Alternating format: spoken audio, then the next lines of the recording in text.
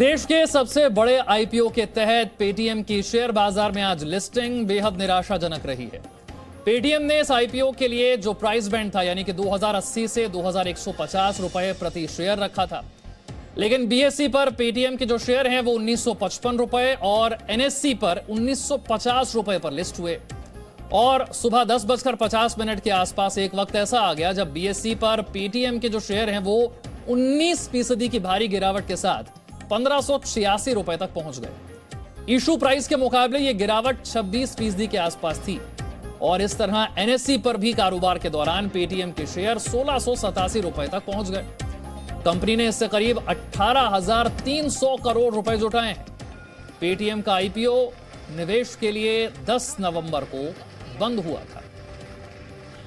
तो पेटीएम का शेयर जो है वो आज शेयर बाजार में लिस्ट हो गया है।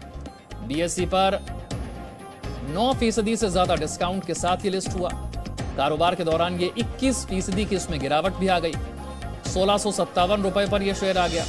इशू प्राइस जो था वो था 2150 रुपए और उम्मीद के मुताबिक मार्केट से इसे रिस्पॉन्स नहीं मिला है। तो कंपनी का जो शेयर है वो डिस्काउंट के साथ लिस्ट हुआ है। बीएसई पर ये 1955 रुपए में और एनएससी पर 1950 रुपए यानी कि करीब 9% डिस्काउंट के साथ ये लिस्ट हुआ है। तो आईपीओ बढ़ा लेकिन दर्शन छोटे। उम्मीदें काफी ज्यादा थी लेकिन मार्केट से रिस्पांस उतना अच्छा नहीं मिला। 10 बजे जब लिस्टिंग हुई उस वक्त इशू प्राइस के मुकाबले ये 9% घाटे के साथ लिस्ट हुआ और 1 बजे 21% तक इसमें गिरावट आ गई। इस वक्त की अगर हम बात करें तो करीब 1660 पर यह पहुंचा हुआ है। 2150 रुपए इशू प्राइस, लेकिन उसके मुकाबले 20% से ज्यादा की गिरावट। जिस वक्त लिस्टिंग हुई उस वक्त की तस्वीर हम आपको दिखा रहे हैं। डिजिटल पेमेंट प्लेटफॉर्म पेटीएम की पेरेंट कंपनी 197 कम्युनिकेशन के शेयरों की इस वक्त जमकर पिटाई हो रही है। 2150 रुपए की इशू प्राइस की तुलना में 20% नीचे इस वक्त कारोबार कर रहा है। 1660 से 1670 के बीच इस वक्त शेयर की स्थिति है और एक वक्त ऐसा भी था जब यह 1586 के स्तर तक पहुंच गया था। बॉम्बे स्टॉक एक्सचेंज पर बीएससी पर बात करें तो 1955 रुपए, जबकि नेशनल स्टॉक एक्सचेंज एनएससी पर 1950 रुपए पर लिस्ट हुआ और आईपीओ में 2150 रुपए के भाव की तुलना में यह 9% नीचे लिस्ट हुआ। तो देश का अब तक का सबसे बड़ा आईपीओ, लेकिन रिस्पॉन्स उतना अच्छा नहीं मिला है। पेटीएम आईपीओ देश में अब तक का सबसे बड़ा आईपीओ है। इससे पहले आपको याद होगा कोल इंडिया का आईपीओ 15,000 करोड़ रुपए और रिलायंस पावर का 11,000 करोड़ रुपए से ज्यादा का। ये पहले आईपीओ मार्केट में आए थे। ये अब तक के सबसे बड़े आईपीओ थे और जो पहले दोनों बड़े आईपीओ आए थे वो एनर्जी सेक्टर से जुड़े हुए थे, लेकिन जो पेटीएम का आईपीओ है ये पूरी तरह से टेक्नोलॉजी सेक्टर की कंपनी का आईपीओ है। आपको याद होगा आपसे कुछ दिन पहले नाइका के आईपीओ को जबरदस्त रिस्पांस मार्केट की तरफ से मिला था। ऐसी ही उम्मीद पेटीएम को लेकर भी थी, लेकिन वैसा रिस्पांस मिल नहीं पाया है। तो 9% के डिस्काउंट के साथ ये लिस्ट हुआ है। देवांशी मेरी सहयोगी मेरे साथ जुड़ रही है, योगेंद्र जो है वो अर्थशास्त्री है वो भी मेरे साथ जुड़ रहे हैं। देवांशी, सबसे पहले वजह क्या रही, उतना अच्छा रिस्पांस क्यों नहीं मिल पाया? उम्मीदें बहुत ज्यादा थी। बिल्कुल, जैसे कि आपने कहा कि ये आईपीओ सबसे बड़ा था, लेकिन अगर आप रिटर्न्स देखें तो काफ़ी छोटे होते हुए दिखे। काफ़ी हाइप था, काफ़ी एक्साइटमेंट था क्योंकि देश का सबसे बड़ा आईपीओ था। ये 18,300 करोड़ का ये आईपीओ बनता हुआ दिखा, लेकिन जैसे कि आपने कहा कि काफ़ी सुस्त रिस्पॉन्स इस आईपीओ को मिलता हुआ दिखा और इसकी काफ़ी सारी वजह थी। सबसे पहले तो आप देखिए कितना निराश किया है, 9% के डिस्काउंट पर यह लिस्ट होता हुआ दिखा। इसके साथ ही लिस्टिंग के बाद भी यहाँ पे जो गिरावट थी वो रुकी नहीं, गिरावट और भी ज़्यादा बढ़ती हुई दिखी। करीब 25% से भी ज़्यादा की गिरावट लिस्टिंग के बाद हमने आती हुई दिखी है। और आप देखिए जो सिस रिस्पॉन्स आता हुआ दिखा वो एचएनआईज की तरफ से, इंस्टीट्यूशनल निवेशक जो होते हैं जो बड़ा पैसा लगाते हैं उनकी तरफ से काफ़ी सिस रिस्पॉन्स आता हुआ दिखा, क्योंकि ये वैल्यू जो आईपीओ है वो उनको काफ़ी महंगा लगता दिखा था। साथ ही अगर रिटेल स्पेस देखें तो जैसे कि मैंने कहा बहुत ज़्यादा एक्साइटमेंट था, हाइप था, क्योंकि ऐसी पहली कंपनी थी जो कि फिनटेक या डिजिटल से जुड़ी हुई थी, जो डिजिटल फाइनेंशियल सर्विसेज प्रोवाइड करती हैं, ऐसी पहली कंपनी थी। तो रिटेल निवेशकों में काफ़ी एक्साइटमेंट था और इसके चलते ओवर सब्सक्राइब रिटेल की तरफ से हुआ था। लेकिन जो बड़ा पैसा लगाते हैं यानी कि HNIs हैं, इंस्टीट्यूशनल इन्वेस्टर्स हैं, उनसे बहुत ज़्यादा अच्छा रिस्पॉन्स आता हुआ नहीं था। अब देखिए बहुत सारे जोखिम वाले यहाँ पे कंसर्न्स बनते हुए दिखे थे। सबसे पहली तो वजह यही थी कि लगातार ये कंपनी घाटा दर्ज करती हुई दिख रही है। इंटरेस्टिंग फैक्ट ये है कि जितना फ्रेश इश्यू उन्होंने दर्ज किया है उतना पिछले 3 साल में कंपनी ने घाटा दर्ज किया है। 8,800 करोड़ से भी ज़्यादा का जो घाटा है वो पिछले 3 साल में कंपनी ने किया है। तो घाटा आने वाले समय में भी बढ़ने की आशंका है। इसके चलते जो रिस्क फैक्टर है वो थोड़ा सा ज़्यादा बढ़ जाता है। अब आप कहेंगे कि बाकी सारे जो स्टार्टअप्स हैं वहाँ पे भी घाटा था, लेकिन आप देखें बाकी सारे स्टार्टअप्स की जो आय है वो बढ़ती हुई दिख रही है। लेकिन इस स्पेस में इस IPO की अगर बात करें तो पेटीएम का जो आय है उसमें भी धीरे धीरे थोड़ा सा गिरावट आती हुई दिख रही है। जो मार्जिन्स या कमीशंस जो चार्ज कर सकती है कंपनी, वहाँ पे थोड़ा सा जो रिस्क है वो ज़्यादा है। वो इसलिए क्योंकि डिजिटल स्पेस में अब कंपटीशन काफ़ी बढ़ता हुआ दिख रहा है और इसके चलते आने वाले समय में जो कमीशन होता है मर्चेंट से या जो उनकी फ़ीस होती है वो कम चार्ज कर पाएंगे। और इसके चलते आप देखेंगे कि आने वाले समय में मार्जिन्स पर और ज़्यादा प्रेशर आने की आशंका जताई जा रही है और घाटा और ज़्यादा हो सकता है। फ़िलहाल तो आप देख रहे हैं बहुत बड़ा ब्रांड है, आने वाले समय में कुछ और कंपनीज इसमें जुड़ सकती हैं, तो इसका भी बहुत ज़्यादा जो रिस्क फैक्टर है वो बनता हुआ दिख रहा है। और साथ ही अगर आप देखें तो IPO जो बड़े निवेशक हैं उनको काफ़ी महंगा लगता हुआ दिख रहा था। जिस तरह से प्रीमियम चार्ज कर रहे थे, IPO की जो इश्यू प्राइस थी वो उनको काफ़ी महंगी लग रही थी और इसी के चलते आप देखेंगे कि जो ग्रे मार्केट प्रीमियम है वो भी काफ़ी कम थी। यानी कि जो पहली आशंका थी कि डिस्काउंट पर लिस्ट होगा, तो जो और वैसे ही कारण आपने बताए उन्हीं कारणों पर एक बार फिर से अगर नजर डालें और योगेंद्र जी से थोड़ा समझे तो हमने कुछ वजहें गिनाई कि एक तो ओवर प्राइस लगा, लोगों को शेयर की कीमत जो थी वो ओवर प्राइस लगी IPO में जो पहले आया, और IPO को ठंडा रिस्पांस मिला। आज ये हमने देखा उतना अच्छा रिस्पांस मार्केट की तरफ से नहीं था, पिछले 3 साल से घाटे में है, ये एक बड़ी वजह सामने आई। सिर्फ पेमेंट सेवाओं पर निर्भर होना, तो ओवरऑल क्या वजह रही मार्केट से उतना अच्छा रिस्पांस नहीं मिला? नायका को अभी जबरदस्त रिस्पांस मिला, उसके बाद उम्मीद की जा रही थी कि शायद पेटीएम के लिए भी इतना ही अच्छा रिस्पांस होगा। योगेंद्र जी, एक तो क्यों रिस्पांस अच्छा नहीं मिला और दूसरा जो अब निवेशक हैं जिन्होंने लगा दिया पैसा वो क्या करें? इन दोनों सवालों के जवाब में चाहूंगा। एब्सोल्युटली। देखिए, पहले हमारे को ये समझना है कि स्टॉक मार्केट जो है वो सेंटिमेंट्स पे चलती है। अगर हम ये देखें कि इस टाइम जो है, मैं ये कहूंगा कि स्टॉक मार्केट्स में ये एक बुलिश फेज नहीं, ये बेयरिश फेज चल रहा है। ये बात ठीक है कि डिस्पाइट द फैक्ट कि इनका IPO 1.89 टाइम्स ओवर सब्सक्राइब होने के बावजूद जो है कि there has been a fall today, और हमें ये समझना है कि इस फेज के अंदर जो है, जो market reports as well as कई एनालिस्ट की जो रिपोर्ट्स आई वो ये आई कि ये इसकी जो जब लिस्टिंग हुई थी उसकी जो वैल्यूएशन प्राइस थी वो हाई थी। और मुझे ऐसा लगता है कि अभी जो सिचुएशन है वो ये है कि एक वेट एंड वॉच वाली सिचुएशन है।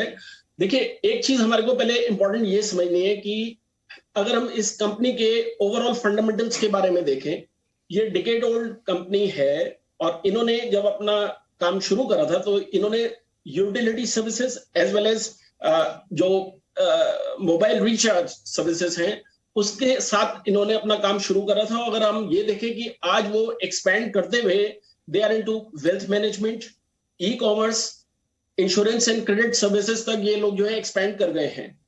हमें यह भी समझना है कि रिजर्व बैंक ऑफ इंडिया ने लेटेस्ट जो मूव के अंदर उन्होंने जितने भी जो आपके पेमेंट बैंक्स हैं उनको अलाउ करा है कि वो एज स्मॉल फाइनेंस बैंक्स जो है वर्क कर सकते हैं। तो इस लिहाज से अगर हम ये देखें कि इस कंपनी के अंदर और इस बिजनेस मॉडल के अंदर जो है एक ट्रिमेंडस स्कोप है इन टर्म्स ऑफ ग्रोथ। अब बात ये आती है कि अगर हम ये चीज देखें कि इस तरीके के जितने भी जो प्रोजेक्ट्स हैं क्या उनमें एक टाइम फ्रेम इन्वॉल्व होता है कि जब तक वो प्रॉफिटेबिलिटी में कन्वर्ट करते हैं, तो मैं कहूंगा यस। द फैक्ट इज कि इन सारे मॉडल्स के अंदर एक टाइम फ्रेम है जिसके अंदर एक उनको सस्टेन करने में टाइम लगता है अपने बिजनेस मॉडल को, और उसके बाद जो है अगर हम ये देखें कि एक पर्टिकुलर बिजनेस मॉडल में एक consistent growth in terms of revenues as well as operational profit के पॉइंट ऑफ व्यू से ऑपरेशनल प्रॉफिटेबिलिटी दिखाई दे रही है, तो उसके बेसिस पे ही वैल्यूएशन जो है डिटरमाइन होते हैं। तो मेरा ये मानना है कि गोइंग फॉरवर्ड जो है अगर हम ओवरऑल इंडियन इकोनॉमी को देखें, जिस तरीके से हम मूव कर रहे हैं टुवर्ड्स डिजिटाइजेशन, तो मैं इस पूरे मॉडल को जो है एक I would say successful model देखता हूं गोइंग फॉरवर्ड। और रही बात कि एज ऑफ नाउ जो है ये पैनिक वाला टाइम नहीं है। अगर मेरा एक पर्सनल एडवाइस अगर मैं ये कहूं इन्वेस्टर्स के लिए, चाहे हाई नेटवर्थ इंडिविजुअल्स भी हों, तो उनको मैं ये कहूंगा कि इस टाइम उनको पैनिक करने की जरूरत नहीं है। They should wait and watch and going forward they should look for earliest opportunity कि जिस टाइम इसके अंदर आप देखेंगे कि रिवाइवल और एक प्राइस जो है चेंज जो है आएगा टुवर्ड्स बेटरमेंट जो है गोइंग फॉरवर्ड। तो अभी आप वेट एंड वॉच के लिए कह रहे हैं निवेशकों से, निवेशकों के लिए आगे की रणनीति क्या होनी चाहिए उसको थोड़ा सा और भी समझेंगे, लेकिन आज लिस्ट होने के बाद से लेकर अब तक की अगर हम बात करें तो इशू प्राइस के मुकाबले शेयर कहां तक पहुंचता हुआ नजर आया, जरा उसे देखिए। इशू प्राइस था 2150 रुपए, लेकिन जब लिस्टिंग हुई 1950 रुपए पर 11 बजे के समय करीब 1609 तक पहुंच गया, जैसा कि हमने आपको बताया 20-22% से भी ज्यादा की गिरावट। इसके बाद 12 बजे के आसपास 1636 रुपए, 1 बजे 1660 के स्तर पर यह पहुंचा है। तो लिस्टिंग से लेकर अब तक किस तरह से कारोबार किया, पेटीएम के आईपीओ की कमजोर लिस्टिंग, मार्केट से ठंडा रिस्पांस, तो अब निवेशकों के सामने देवांशी ये सवाल है कि अब आगे करें क्या, और यहां से रिकवरी की कोई राह बनती हुई उनको आने वाले दिनों में नजर आएगी क्या? बिल्कुल, अगर आप ब्रोकरिंग हाउसेस की माने, जो एनालिस्ट कॉल्स होते हैं, अगर आप उनकी माने तो यहाँ पे भी माना जा रहा है कि आपको अंडर परफॉर्मेंस की राय आती हुई दिख रही है। इनफैक्ट मैक्वारी करके जो ब्रोकिंग हाउस हैं, जो उनके एनालिस्ट हैं, वो तो ये मानते हैं कि जो लिस्टिंग प्राइस थी या फिर जो इशू प्राइस है वहाँ से भी आपको 40% नीचे ये स्टॉक धीरे धीरे आता हुआ दिख सकता है। अब आप देखिए 2 कैटेगरीज होती हुई दिख रही हैं। एक कैटेगरी जो एनालिस्ट है वो ये मान के चल रहे हैं कि आपको 20% लोअर प्राइस पर मिलता हुआ दिख रहा है, आप यहाँ से भी खरीदारी करके चल सकते हैं, क्योंकि उनको काफ़ी भरोसा है आने वाले समय में अगर ये कंपनी आने वाले समय में अच्छी आय देते हैं, मुनाफा अच्छा देते हैं, तो आपको यहाँ से गेन ज़रूर आते हुए दिख सकते हैं। यही मानना है एक कैटेगरी एनालिस्ट का। लेकिन अगर आप दूसरी तरफ देखें तो दूसरे तरफ एनालिस्ट यही मानते हैं, क्योंकि लगातार घाटा होता हुआ दिख रहा है, उनको कॉन्फिडेंस काफ़ी कम है और ये कंपनी में जोखिम उनको ज़्यादा लग रहा है, तो उनका मानना है कि 20% पर भी आपको अपना जो लॉस है वो बुक करना चाहिए। लेकिन अगर आप लंबे समय तक इंतज़ार कर सकते हैं, यानी कि 2 से 5 साल तक इंतज़ार कर सकते हैं, तो आपको बने रहना चाहिए। शुक्रिया देवांशी। मैं योगेंद्र जी के पास जाऊंगा। जैसा कि देवांशी ने कहा कि क्या लॉस बुक कर लें, कितने फीसदी पर लॉस बुक करें, रुकना है तो कब तक रुकना है, किस स्तर तक का इंतजार करना है, योगेंद्र जी? देखिए, मैं ये मानता हूं कि जहां तक एक इसके जो प्राइसिंग का जो इशू है, अगर हम उसको शॉर्ट टर्म में देखेंगे तो मैं ये मानूंगा कि अभी जो है इसमें फ्लक्चुएशंस रहेंगी। इसमें कोई बड़ी बात नहीं है कि इससे ये फर्दर और फॉल करे, लेकिन हमें एक चीज को ये समझना है कि ऑफ कोर्स अगर कोई इसमें फ्रेश इन्वेस्टमेंट करना चाहता है तो आई वुड से कि और उसको होल्ड करना चाहेंगे वो कुछ टाइम के लिए, तो उनके लिए ये अच्छा टाइम है इसको लेने का।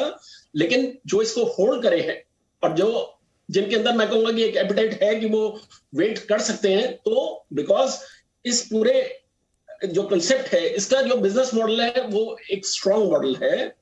उसमें मैं ये मानता हूं कि गोइंग फॉरवर्ड जो है उनको अच्छी रिटर्न्स जो हैं over a period of 1 to 2 years time जो है इसके अंदर आएगी। और गिरने की कितनी संभावना है, और अगर गिरता है तो और कहां तक जा सकता है? मैं ये मानता हूं कि अगर इसका हम फर्दर फॉल देखें तो ये जो अभी इसकी जो प्राइसिंग जैसा भी आपने बताया 1660 अगर चल रही है, मैं ये मानता हूं कि फर्दर फॉल होके ये 1500 तक भी जा सकता है इसमें इन शॉर्ट टर्म जो है। और यह भी कहा जा रहा है कि निवेशकों को आगे भी इसमें भी घाटा हो सकता है। कंपनी को फायदे में आने के लिए अभी बहुत सारी चुनौतियों का सामना करना पड़ेगा, खासतौर से जो रेगुलेशन है और कंपटीशन है वो बहुत बड़ा रोड़ा होगा रास्ते का। नहीं, देखिए, मैं ये मानता हूं कि हमें एक चीज को ये समझना है कि ये कंपनी जो है ये सिर्फ अपने एक स्पेसिफिक मैं कहूंगा कोर सर्विसेज के ऊपर डिपेंडेंट नहीं है। अगर हम ये देखें कि टाइम के साथ उन्होंने अपनी सर्विसेज को एक्सपैंड किया है और वो ऐसी सर्विसेज हैं जिसके अंदर अगर हम देखें कि इंडियन इकोनॉमी जो है ओवरऑल जो है ग्रोथ प्रोजेक्शंस जो है वो हाई रख रही है, और उस चीज को अगर हम देख के चलें तो मैं ये मानता हूं कि उनका बिजनेस मॉडल जो है वो सस्टेनेबल है।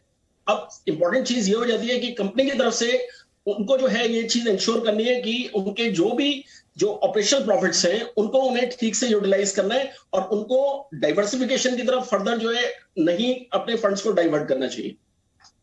चलिए, जिस तरीके की उम्मीद थी उस तरीके की लिस्टिंग तो नहीं हुई। 9% डिस्काउंट के साथ लिस्ट हुआ, 20% तक नीचे अभी पहुंच चुका है, और जैसा कि योगेंद्र जी बता रहे हैं कि और नीचे गिरने की भी संभावना है, यानी कि चुनौतियों का सामना अभी काफी करना होगा। Presenting B News app available on Google Play and App Store. Download it now.